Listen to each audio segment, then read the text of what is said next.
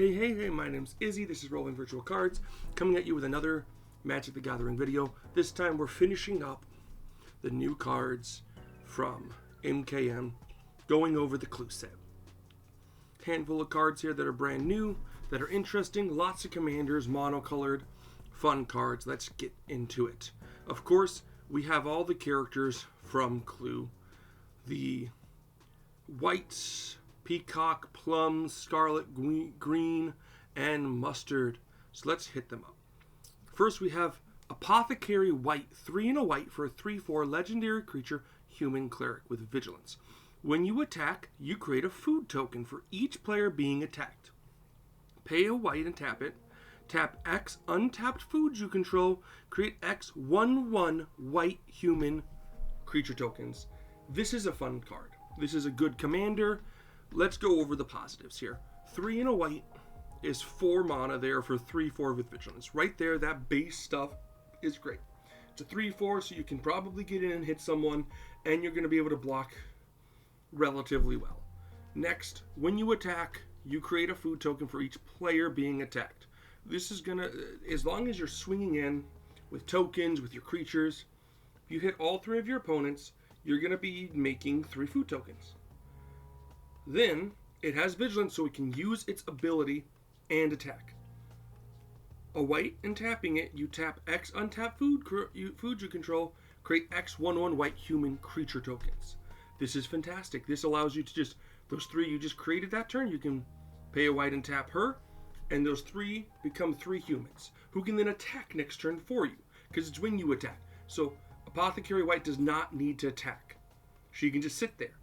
But then you attack with your 3/1/1s, make 3 more foods. You haven't sacked the previous foods, so you tap Apothecary White. When someone goes to attack you or on your opponent's end step, keep her open to block, keep the food open in case you need to sack it, but exponentially getting bigger, right? Those 3 tokens attacked, even if they die, you now have 6 foods. Tap her, tap the 6 food, make 6 1/1s, right? If you have a way to untap everything, or untap her and then untap the foods in some way, you can keep doing that. You're probably thinking add a lot of food to the deck, so you can run extra food things, extra token doublers in Apothecary in white. Although a lot of the token doublers in white, I think one of them is anything, but most of the other ones are creatures only. Which is fine, because you can double up the human creature, the tokens you're making off the humans. So this is just a fun, very strong commander. This is similar to, like, the original, a lot of white commanders that just make you tokens. But I like this one because it makes you a lot of tokens and 2 types. So you're making 1/1 humans, but you're also making foods. So in the long run, if you need to gain some life, you can use food. You can just sack a bunch of them, right? Here's my kitty cat, guys. Faye, say hi. Say hi. She's gonna go back down. Bloop. Absolutely fantastic in that regard. I think she's very good. Any food deck will probably have this fit into there perfectly fine. Because, I have a bunch of foods. I don't want to sack them to make life. That's just not really what I want to do. Here's Apothecary White. I could just tap all the massive amount of food I've made to make 1/1s. So she'll fit in any food deck. Senator Peacock is 3 and 2 blue for a 3/4 legendary creature, human advisor. Okay, for a 3/4 human advisor. Artifacts you control are clues in addition to their other types, and have pay 2, sacrifice this artifact, draw a card. Whenever you sacrifice a clue, target creature can't be blocked this turn. This is also just a really cool thing, okay? So, you don't need to run clues, you just need to run artifacts. And then you can sacrifice those artifacts. There's a handful of artifacts out there, not a lot, but there's a handful that have triggers on death. And she loves all those. All those, like, there's ones that, like, enter the battlefield, gain 2 life, and then when this dies, draw a card. Or when this enters the battlefield or dies, draw a card. And you can sack it to draw a card because it's a clue. And then you draw an extra card because it's effect. Allowing you to draw more. And then when you sack it, a creature can't be blocked. So you can go about this either by running a lot of creatures that normally could be blocked, that could deal good damage, really big creatures that are hard to block. You could just run artifact creatures, flood the field with them, and just like go, okay, let's sack this guy off, make you unblockable because you're the bigger one. You can kind of like play around with that. You could also just run a bunch of auras or equipments and make Senator Peacock big and make her unblockable because its target creature can't be blocked. So that works too. Anything like that really helps push her to the next level. You could probably find some type of combo because the artifacts are now able to be sacked. So if you have an artifact that gets sacked and adds mana, I don't know. It's complicated. I like her. I think she's fun. It's an artifact deck, right? Whereas Apothecary White was builds itself upon just running a bunch of creatures and food. Senator Peacock here is just run artifacts. Whatever artifacts you want to run them. Okay. You could really just make it generically good. Here's a bunch of good artifacts, artifact creatures, artifacts, and just win the game that way. Swing in with them. If someone goes to block it, you could just sack it in return and boom, draw a card. You could block with someone and sack it to draw a card anyway. So you can do some good stuff. I think it's really fun. Very generic in my opinion, which is good. Mastermind Plum is 2 and a black for a 2/2 legendary creature human wizard. Whenever Mastermind Plum attacks, exile up to 1 target card from a graveyard. If an artifact card was exiled this way, create a treasure token. When you cast a spell, if mana from a treasure was spent to cast it, you draw a card and you lose 1 life. Okay. This, again, treasures. We've had foods, we've had turning things into clues, now we've got the treasures, okay? Mastermind Plum, Senator Peacock will fit into any artifact, by the way. But Mastermind Plum is interesting here because it's slow in and out of itself. Apothecary White's much faster than this. But with Mastermind Plum, you attack and you exile 1 card. And if it was an artifact card, you make a treasure. So you have to fill your graveyard with artifacts, or mill your opponents and hope they're playing artifacts. But since you're in mono black, you're probably self-milling and hoping you can exile an artifact from your graveyard. And then you can cast, and then whenever you cast a spell, if mana from a treasure was spent to cast it, you draw a card and lose a life. So like Mastermind Plum is really looking at like attacking. So you want to fill your graveyard up, get Mastermind Plum, run any black cards that give you treasures, because you only need to spend 1 treasure mana to get the draw and lose a life. So fill your graveyard up slowly, recast cards from your graveyard, stuff like that. You're probably playing a graveyard-based deck, and then just removing the artifacts from your graveyard to cast bigger artifact creatures. And you want a combination of both so that you can always exile an artifact. So like the big cards you're getting are artifacts back from your graveyard. I think you can find a way to make that work. I think he's probably better in the 99 in any treasure focused deck where you can add red so you can have more treasures, maybe even red-white so you can add more treasures. But I think Mastermind Plum is really just, as a commander itself, slow and a little unorthodox, but still good. I still think it's good, and he's part of the Dimir Guild ability. I think this is Azorius, that's Dimir, she's Rakdos, Selesnya, your Orzhov, and your Boros. That's how I think that works. So let's head on to Headline Scarlet. 3 in a red for a 3/3 legendary creature human warlock with haste, and when it enters the battlefield, creatures target player controls can't block this turn. At the beginning of your upkeep, exile the top card of your library face down. You may look at it and play that card this turn. This has got card advantage. This has got a win con. The win con, you can just cast it and go boom. Creatures you control can't block. So this is all about flooding the field with creatures. Creatures, get them out, and then just go, hey, you can't block, and just hit them. And then they die. Or, you could go, weirdly enough, you could definitely go, it's mono red, so I'd say equipment, not auras, but you could go equipment and just flood the deck with equipment, cast Headliner, equip all the stuff to Scarlet, Headliner Scarlet, because it has haste, get it to 21, or like 10 infect, and just boom, they're dead. And then like go from there. It's weird because both effects don't really play off each other. You want to cast her later in the game where you know you can hit someone and deal some good damage, but you also want to have her on the field early so you can get that card advantage each turn. I think being able to flicker it or recast it would be good. So if you can find some janky mono red stuff that does that, so that on your turn, because like the door won't do that in this deck, because it'll interact your instep and you need it to be done before combat. I'd probably just run a lot of good creatures and just play the game, cast her when I know I can do a fair amount of damage to an opponent, and then when she come and like use her effect to draw, and then find some way to just flicker her so that I could get another game in, another win in.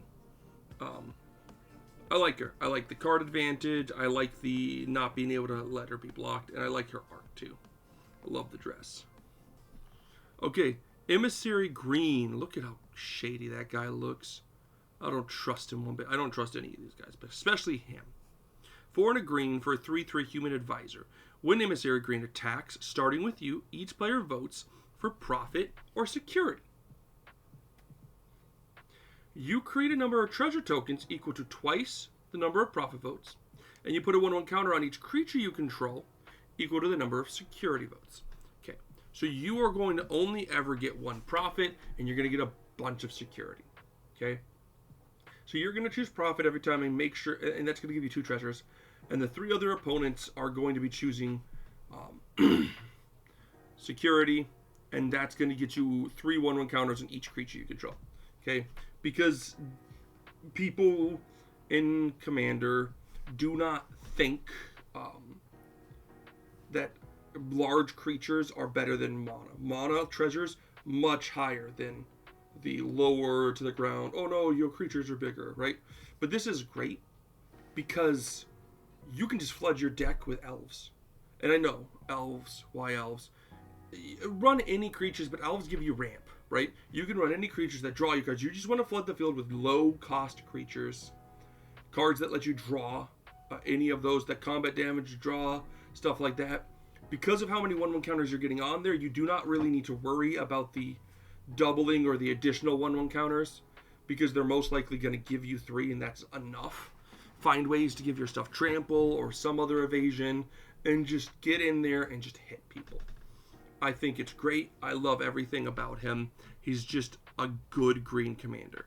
You know, each one so far has just been good in their colors, right? White is just a fantastic white commander, gaining you life when you need to, but finding a way to reuse those foods in a white way, just giving you a bunch of creatures. Peacock is here, just giving you a way to get rid of your artifacts if you want to. You know, good draw cards. Oh, this artifact that had a good ETB, but I don't need it anymore, sack it, right? Good ETB artifacts that don't do anything else, like Sad Robot. Sad Robot is perfect here, right? Because it hits the field, you get your land. I don't want it on there for anyone. I want to draw a card. Let's sack it and draw 2 cards here. Master Plum is just that slow, grindy, mono black mill deck that a lot of people like in like Pauper and Modern, that Delve deck, that you just like fill your graveyard up and you just go, that, get rid of that artifact, give me some treasures, cast some cards, draw some cards, you know. And Scarlet is just this aggressive, fill the field with good creatures, swing in and win. Emissary Green here is just doing its best job to just let you get really big creatures and lots of mana. Then we move on to Commander Mustard. Now, I always play Mustard when I play Clue. That's a fact. I've never not been Colonel Mustard in Clue. He's my favorite character because he's snazzy. Okay? Commander Mustard is 3 red and a white for a 5/5. He's the strongest out of the bunch. Who is this? Okay, so, like, I'll finish Commander Mustard, then I'll do something stupid here that I think is funny. But it's a 5/5 human soldier with vigilance. Other soldiers you control have vigilance, trample, and haste. 2 red, white. Until end of turn, soldiers you control gain when this creature attacks, it deals 1 damage to defending player. This is the soldier commander we've been waiting for a long time. Okay. Now I wish. Do I wish it was Jeskai? Yes. Why? Because there's a lot of white or a lot of blue soldier cards we got from Brothers War because of Urza making soldiers and his friends making soldiers. That being said, most soldiers are white. And if they're not white, sometimes they're red. And if you're talking about this world, right? This Ravnica world, which by the way, these characters are in Ravnica. They're not, they might be Universe Beyond, but they're shown to be in Ravnica here. So like, yeah, like they're Ravnica. And in Ravnica, soldiers are red and white. So giving every other soldier you control Vigilance, Trample, and Haste is crazy. They can hit, they have evasion, and they can hit right away. This is great on every single soldier. Okay? On top of that, giving him an ability to make it so that the massive amount of soldiers you're swinging with, all these tokens, are now also damaging your opponent. Oh, I swing 10 here. Even if they block them, right, they still took 10 damage. So I don't have to connect. I can still just win. I love this commander as a soldier commander. I think it fits Colonel Mustard, and I love everything about it. Here's what I was going to do. I'm just wondering who can beat up who. So Colonel Mustard beats them all up. That's fair. I understand that, okay? Now, Emissary Green can beat up... Okay, everyone can beat up Mastermind Plum.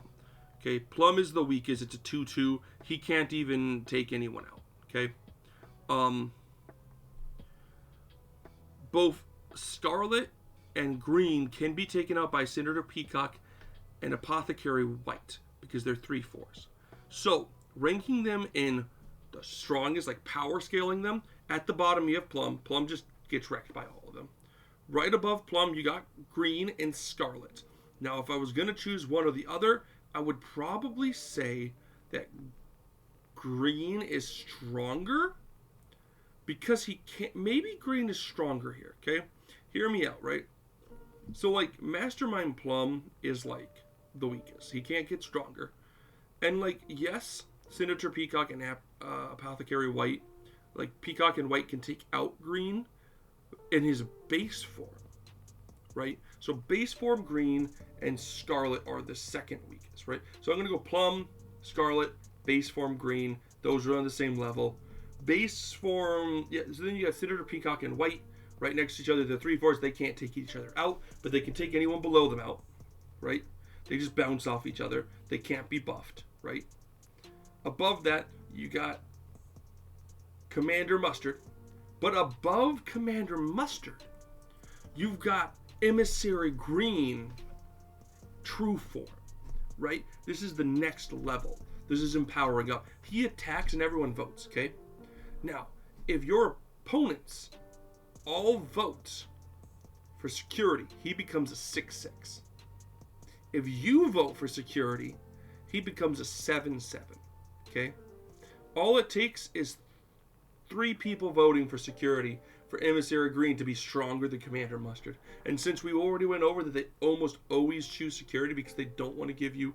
Like, if they all choose Trezor, all vote Prophet, you get twice the number of Prophet votes as for Treasures. Twice the number of Prophet votes for Treasures. So if they all voted, that's 4. That's 8. You get 8 Treasures. They're not going to do that. So none of them are going to trust each other. Or I guess it's not secretly voting. So they can just be like, oh yeah, I guess you can have this. But the idea here is simple. True form Green beats Colonel Mustard. Okay, now we got the tools and the rooms. So all the tools are clue equipments, which is cool. So they can be sacked for 2 to draw 2. And they all have...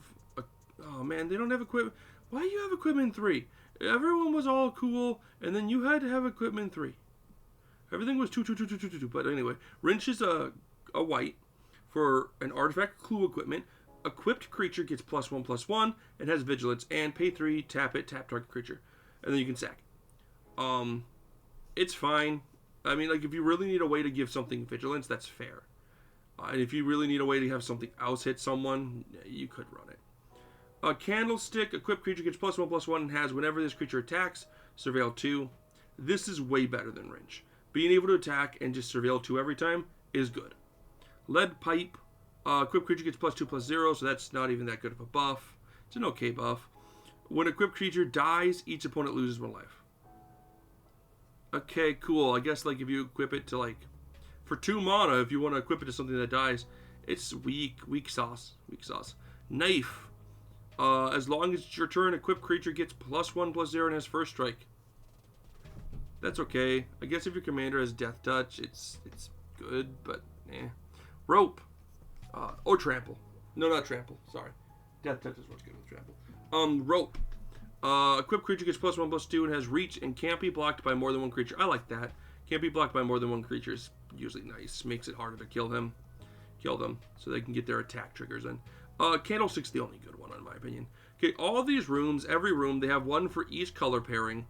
They all are pretty cool. Secret passage, lounge, library, kitchen, billiard room, conservatory, dining room, hall, and ballroom. They basically say the same. They all say the same thing. They enter the battlefield tap. They tap for 2 different colors, and you can pay 4 to tap to investigate. Okay? If you are running a clue deck, they're good. If you need ways to draw cards, they're not bad. It's 6 to draw a card. There's better cards than that, and it comes in taps. So actually, if you need to draw cards, find different ways. But if you're running a clue deck, or if you're running a artifact deck that needs more artifacts, you could have worse cards. And then is this where it ends? No, there's a few more. Okay, I'll have to figure out when they end. I think these are all clue. Yep, those are all clue. Okay. So we'll get through this, and then we'll go to the next page and see where we're at. Okay, so Aegis of the Legion. A red and a white for an artifact equipment. Equipped creature gets +1/+1 and has Mentor. So when it attacks, you put a 1 counter on target attacking creature that has less power. That's good on any commander that's like got good power.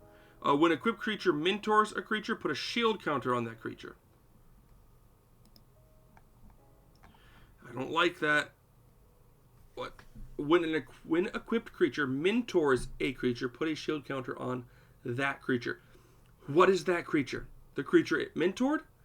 Or when equipped creature mentors a creature? I think that creature means the one that it's mentoring, which I think makes more sense overall. So I'm going to say that. I'm saying that you're putting the 1/1 counter on the creature, and then if it mentored it, you also put a shield counter on it, which makes it harder to kill the smaller guy, which is cool. I think it's a pretty decent equipment. Afterlife Insurance, 1 in a hybrid black-white instant. Creatures you control gain Afterlife 1 until end of turn, draw a card. When a creature with Afterlife 1 dies, create a 1/1 white. Okay, this is cool.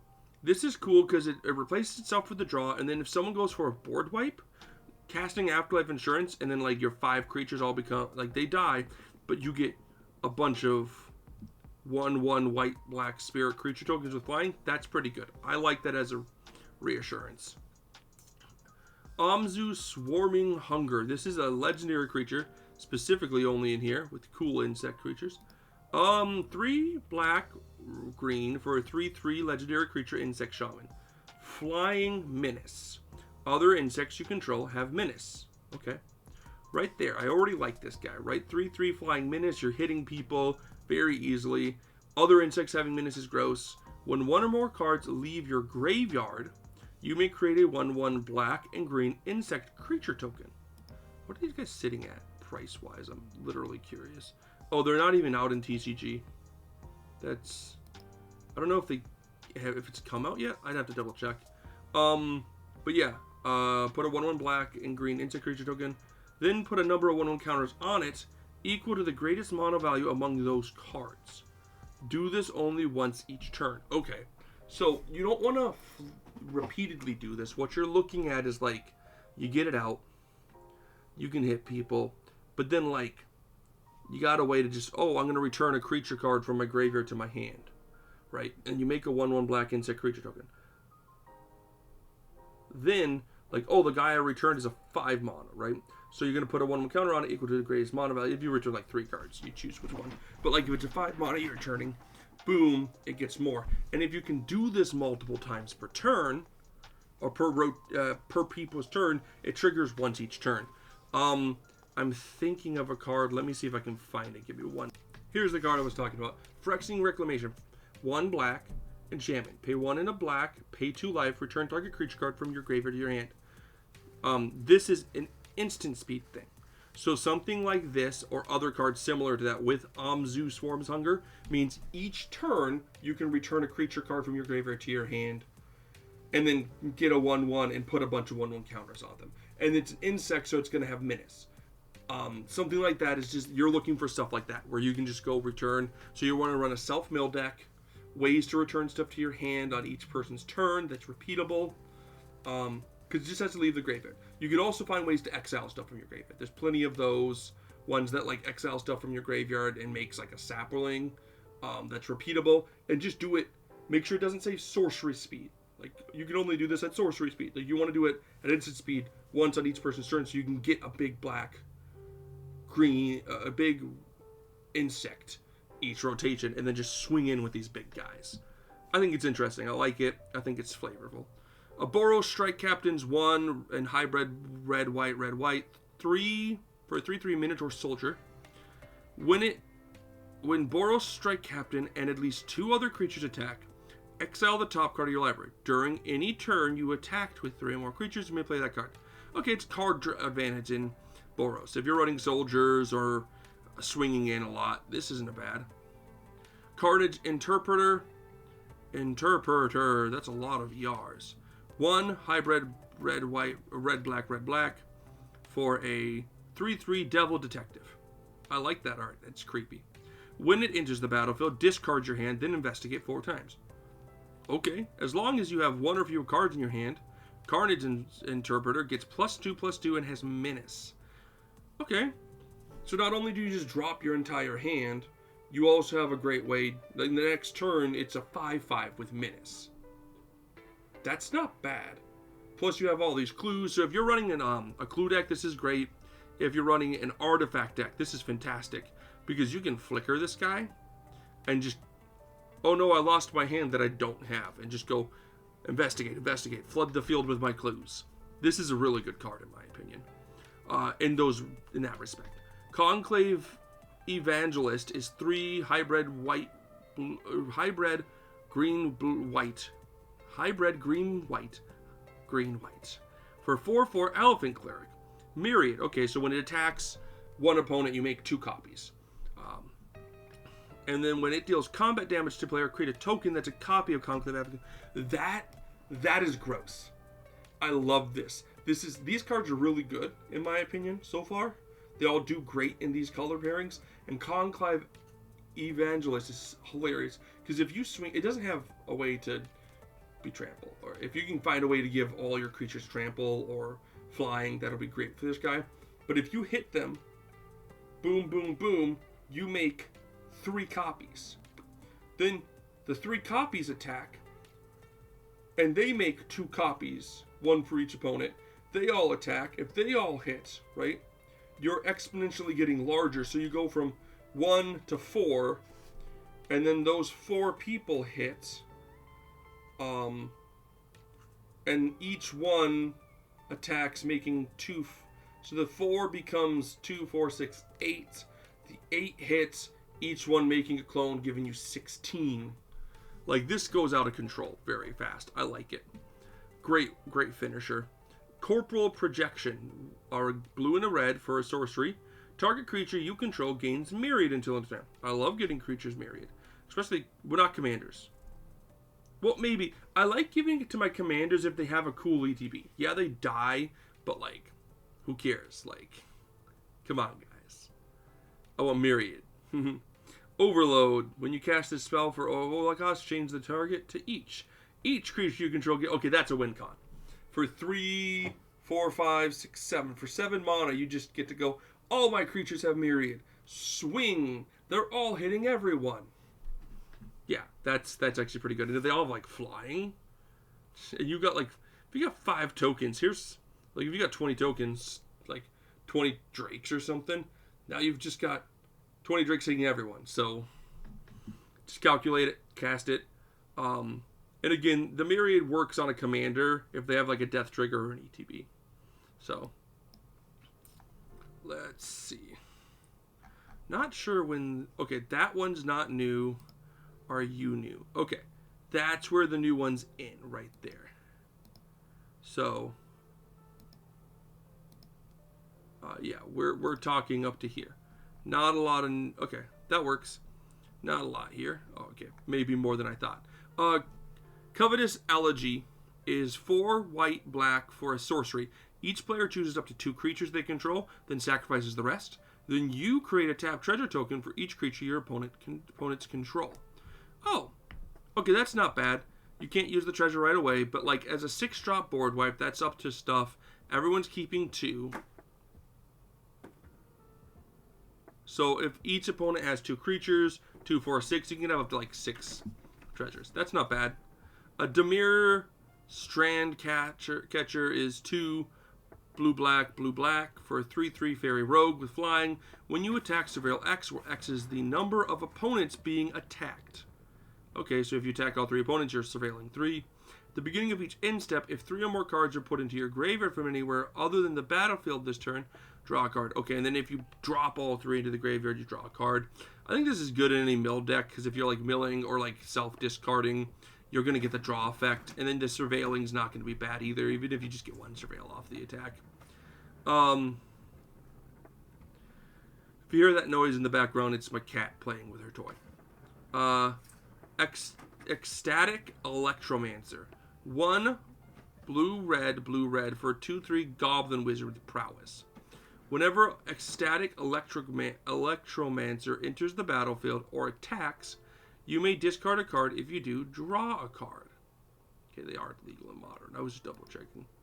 When it enters the battlefield or attacks, you may discard a card. Okay, so this has like a draw discard effect, and then it has prowess. I don't like prowess in Commander.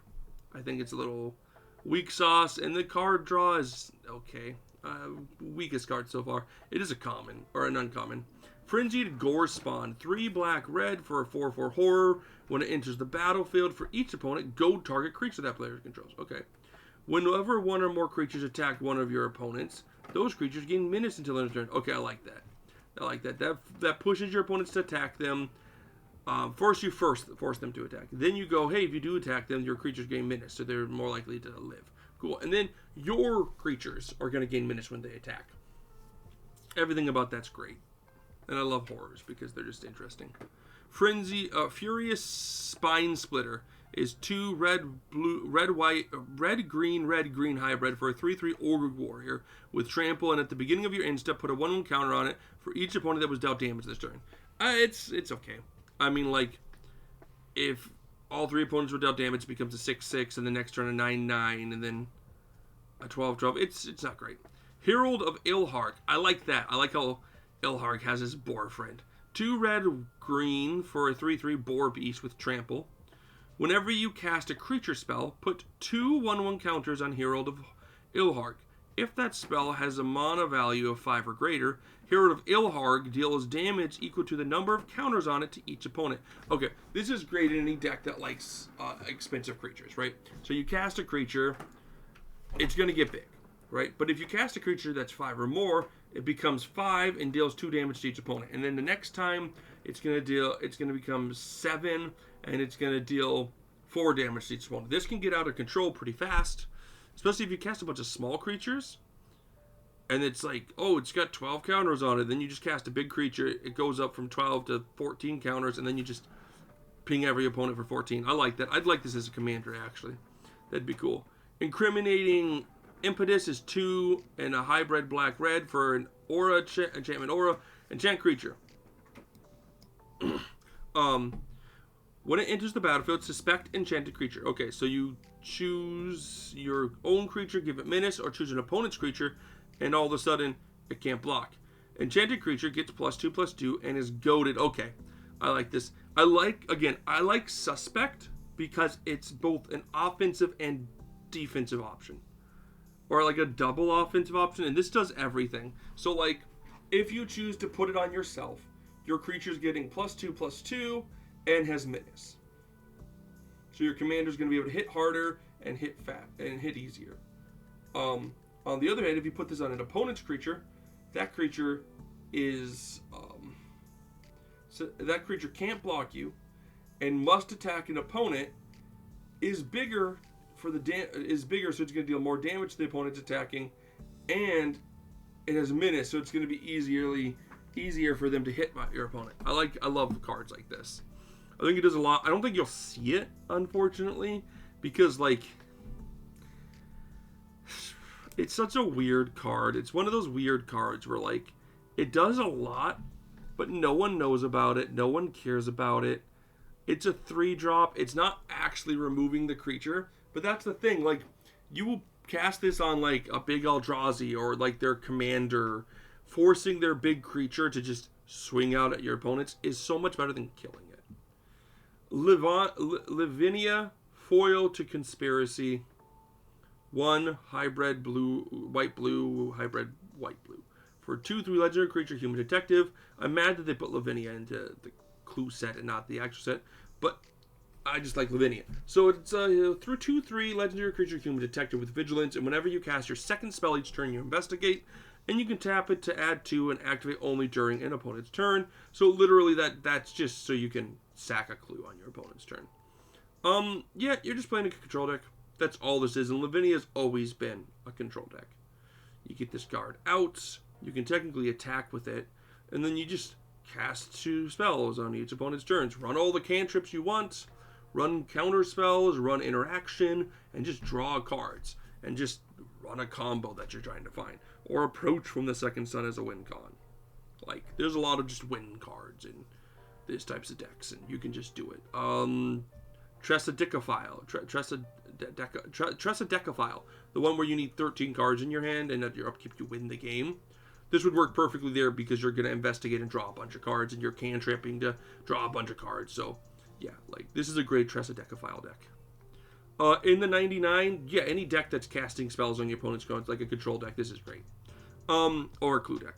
Lonus, Genetics, and Experiment is 1 hybrid green-blue for a 1/2 legendary creature, Snake Elf Detective. I like it. I like the Snake Elf.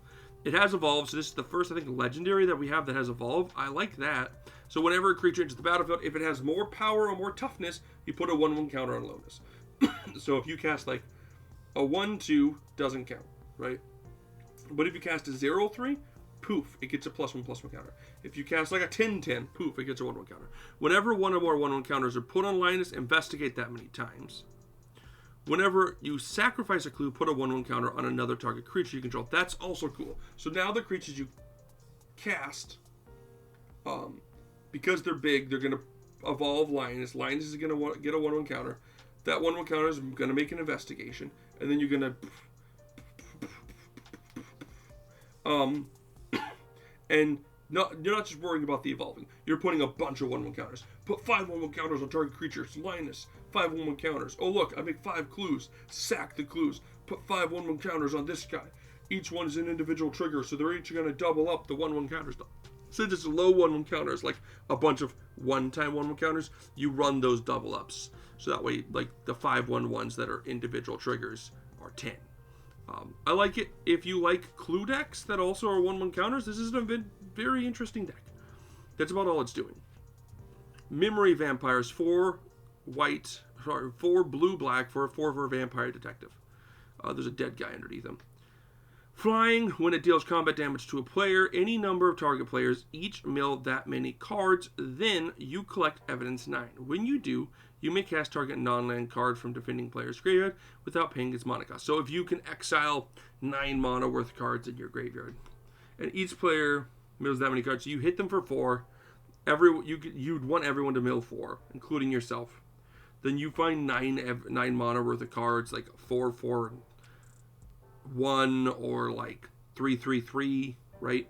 2/2/2/2 or like 5 2s gets that 10 because it's 9 or more. And yeah, then you can just cast a card from defending players without paying its mana cost. Yeah, I like this in the mill deck. Ord Run Minotaur. 2 hybrid red white for a 3/2 Minotaur with Mentor. When you attack a player, target creature that's attacking that player gains first strike until end of turn. It's fine. Portal Manipulators, 2 hybrid white blue for a 3/2 human wizard with flash, and when it enters the battlefield, during the declared attacker step, choose target player and any number of target attacking creatures their opponents control. Those creatures are now attacking that player. Oh, I like that. And I like the art, just like, now you missed. Yeah, so if, like, attacking player, creatures there. Okay, so, like, you go with this person. And then all your attacking creatures, you're hitting him. Renaissance Technician, 3 hybrid blue red for a 4/4 weird detective with flying. And when it enters the battlefield, you may discard a card if you do investigate twice. Tap it, tap X untap artifacts you control, copy target into a sorcery spell you control with mana value X. You may choose new targets for the copy. That's fine. I think it's kind of slow. I get it. Like, I understand what it's going for, but a 5-drop, it's a little slow. Scuttling Sentinel? Yeah, Scuttling Sentinel. 1 hybrid green blue for a 3/2 crab elf with flash and vigilance, and when it enters the battlefield, put a 1/1 counter on another target creature you control. Until end of turn, that creature becomes a blue crab in addition to its other types and gains hexproof. Okay, so it's protection. If you need ways to protect your commander, this isn't bad. Especially if you're doing 1/1 counter stuff. Sludge Titan, 4 hybrid black green for a 6/6 zombie giant with trample. When it enters the battlefield or attacks mill 5 cards, you may put a creature card and or a land card from among them into your hand. I actually like this card. It's 6, so like you need to know that you have space for a 6-drop. Not every deck does. But like if it attacks or enters, it's 6/6, so you're going to deal damage to people when it attacks because it's got trample. But regardless, when it enters, it does mill you 5 and then returns a creature or a land card to your hand. And then every time it attacks, you're getting that. So I don't think that's bad. Stampede Surfer. 3 hybrid red green for a 4/4 human warrior with haste, and when it attacks, for each opponent, you create a 2/2 green boar creature token that's tapped and attacking that opponent. This little piggy goes to war. I like that. This little piggy goes to war. And in other news, this little piggy goes to war. Yeah, I like it. So, like, you just make a bunch of 2/2s. And if you double them up, they're also tapped and attacking. That's pretty good. I actually quite enjoy that. I think it's a good idea. I think it's just a strong card. It's 5, though, so it's expensive. Somale Rumblers. Somala Rumblers? They're worms. 2 hybrid green white for a star 4 worm, and its power is equal to the number of creatures you control, and then Myriad. Okay, so these guys are just going to be big and hitting people. They don't have trample, which I don't love, but if you can give them evasion in some way, these guys will be really big. Because when you attack, they get 2, so there'll be at least 3 4s, but if you have like 5 other creatures, there'll be like 8 4s, which is gross. Suppressor Skyguard is 2, a white and a blue for a 2/4 human knight with flying, and when a player attacks you, if that player has another opponent who isn't being attacked, prevent all combat damage that would be dealt to you this combat. Oh, that's so cool. So this guy's like, you can't just Alpha Strike me. You have to hit someone else. Okay, I like that in a Pillow Fort deck. And I like how she's like, is that a staff they're holding that's causing their Azure signal? Signet? I think so. Syndicate Heavy. Oh, that's a big giant rogue. 2 white black hybrid for a 4/4 giant rogue with extort. I love extort. When you cast a spell, you can play white or black, and each opponent loses life, and you gain that much life. So you deal a total of 3 damage, gaining 3 life. At the beginning of your end step, if you gain 4 or more life this turn, investigate. So you have to gain life some other way. I wish it was 3. That would make more sense. Or I guess if you're playing a game against 4 or 5 players, that would work. But yeah, investigating, that's not bad. I enjoy that. Tribune of Riots. Any extort deck will like this card. It's a 4/4 for 4 with 4 and 4 life. Lots of 4s. 1 hybrid black green for a 3/3 elf shaman. When it attacks, mill 2 cards. Each opponent, for each creature card milled this way, create a 1/1 green sapling creature. That's actually pretty good. Being able to mill every turn, mill yourself 2 every turn when it attacks is great, and getting something out of it's not bad either. Undercover Butler, last 3 cards here. Undercover Butler, I like that. 2 hybrid blue black for a 2/3 human rogue. When it attacks, the player with the most life, or tied for the most life, it can't be blocked this turn. And don't care. I mean, I guess if you're running like swords and equipment and stuff, it's not bad, but yeah. Unruly Crassus, or if your commander likes stuff hitting things.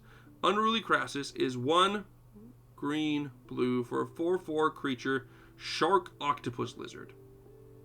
Trample. When it attacks, you may have the base power and toughness of another target creature you control become XX until end of turn, where X is Unruly Crassus power, so you can make something else like a 4/4. But adapt 3. So for 3 generic, a green and a blue, you put 3/1 counters on this guy if it doesn't have any counters. So then the creature will become 7/7, which isn't bad either. And last card, Vernal Sovereign is 4 green white for a 4/4 elemental elk.